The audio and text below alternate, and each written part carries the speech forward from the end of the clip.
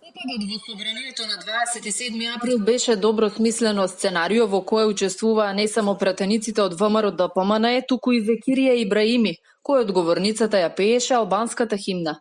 Ова е денешното сведочење на поренешниот пратеник Весел Мемеди во судскиот процес против обвинетите организатори. Неговото тврдење го образложува со две причини. Првата причина е поради фактот што председавачот на собранието не им даде збор на тие што првин се пријавија, а тоа беа Джеват Адеми и Артан Груби. И втората причина што скоро сите пратеници од страна на ВМРО ДПМНЕ, а спомнав денеска особено пратеникот Димитар Стевананџија стане на нозе дента и им кажуваше на сите останати пратеници од ВМРО ДПМНЕ да има тишина во салата, за да може албанската химна што ја пееше пратеникот Векирија Ибраими да се слушне многу подобро надвор. Ова тврдење е дискутабилно за одбраната. Секако ќе бидат повикани и Артан Груби и претеникот Джеват Адеми за тие да кажат дали се пријавиле, дали се одјавиле и дали постоело ова што сакаше да го наметне Весел Мемеди.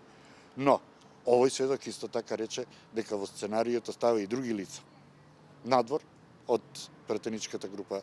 Но за разлика од сведокот Мемеди, обвинителката Русковска не го дели ставот дека во сценариото учествувал Ибраими, пратеникот од Веса, иако пеењето на албанската химна било иницијалната каписла за револт.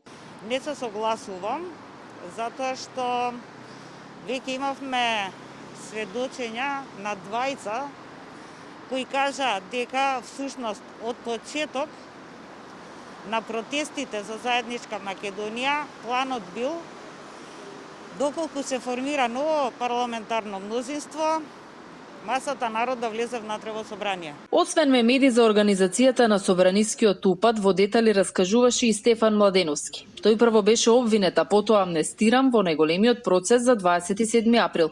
Денеска повторно објаснуваше за поврзаноста и координираноста меѓу поранешниот директор на УБК, а сега обвинет Владимир Атанасовски и Александар Василевски Нинџа. На обвинителна клупа сега се Велјановски, Атанасовски, Ристовски и Јанакиевски. Во истрагата беше опфатен и бегалецот и поранешен контраразузнавач Никола Бошковски.